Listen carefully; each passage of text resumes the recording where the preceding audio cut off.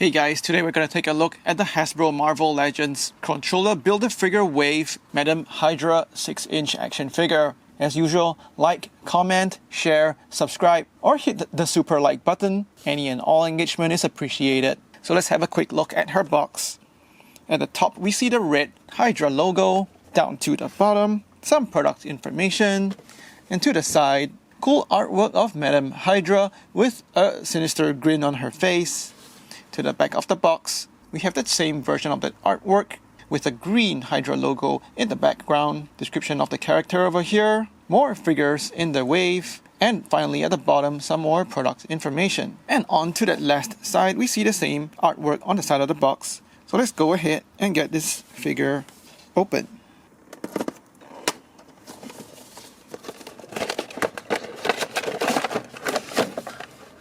Out of the box, the figure is on the plastic tray and she comes with 2 pistols, 2 interchangeable fists, and the controller Build-A-Figure right leg. What's conspicuous to me is the amount of space on the plastic bubble. I think she could have used some more accessories, like an interchangeable head sculpt, or maybe even another weapon like a rifle. Her 2 pistols are exactly the same. They're reused from a pretty old Marvel Legends sculpt. I think we've seen that before on the Mandroid Wave Baron Zemo action figure. These 2 pistols are cast in a black plastic, and there are some additional hits of paint for the pistol grip. The light and dark brown hits of paint make the pistol grips look like some sort of snake skin. I like Hasbro's idea of having the pistol grips look like snake skin, but from different angles, sometimes these just look like strange patches of mud. The plastic on the barrel is also quite thin, so you might see a bit of flexing on that pistol sometimes. She's got 2 trigger hands and she holds her 2 pistols just fine. She's also equipped with a green belt that has holsters down the side of her hips, and these holsters also hold her guns. The weapon storage is pretty nice and functional for her character.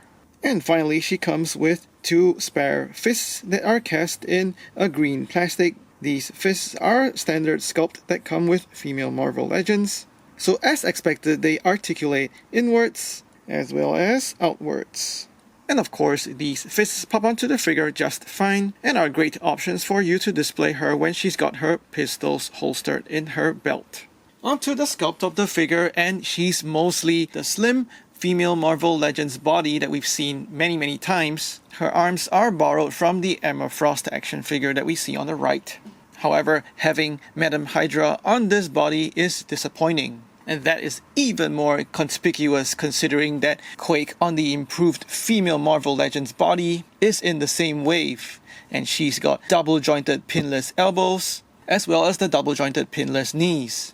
Now having Madam Hydra on this older body, with the excuse that she needs those reused arms with the sculpted long gloves, just to be faithful to the character design, is a pretty lame excuse. Because if we look at the way that the new female arm is constructed, I could argue to have most of the arm cast in the green plastic up to the bicep swivel, and then you have the shoulder part cast in a skin tone plastic, effectively saving that hit of paint, while serving the same purpose of giving her those long gloves. So having Madam Hydra on this older female body just really feels like weak sauce.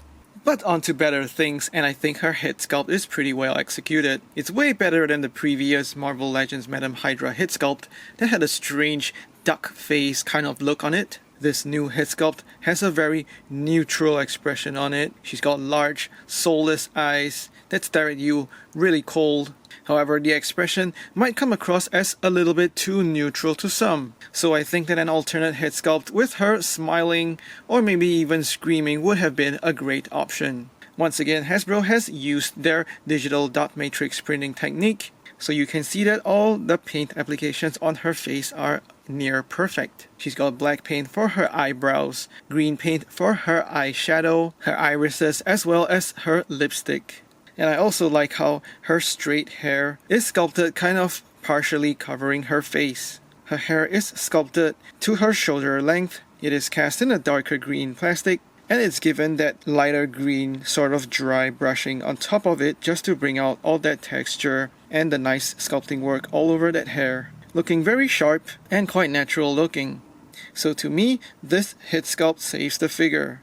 Her torso is cast in the green plastic with flesh tone paint at her shoulders for the sleeveless design of her outfit. Her upper arm is cast in a skin tone plastic, green paint for the long gloves, and that matches the green plastic forearm all the way down to her hands. Around her waist, she's got a belt. This is cast in a light green plastic, gold paint for her buckle. Down the sides of the belt, we see those holsters. There's a very sharp Hydra logo, and that's printed in gold paint, together with a hit of gold paint for that button on that holster. Moving to the back of the figure, it's more of that same green plastic all the way down her back to her legs. And on her lower legs, they are cast in that lighter green plastic with dark green at the top of her calves to blend in with the rest of her darker green plastic thighs. For articulation, her head is on a ball hinge, so you can spin her head to look sideways. Of course, the hair sculpt tends to get in the way of her head articulation. Her hair sculpt is already touching her shoulders, so you don't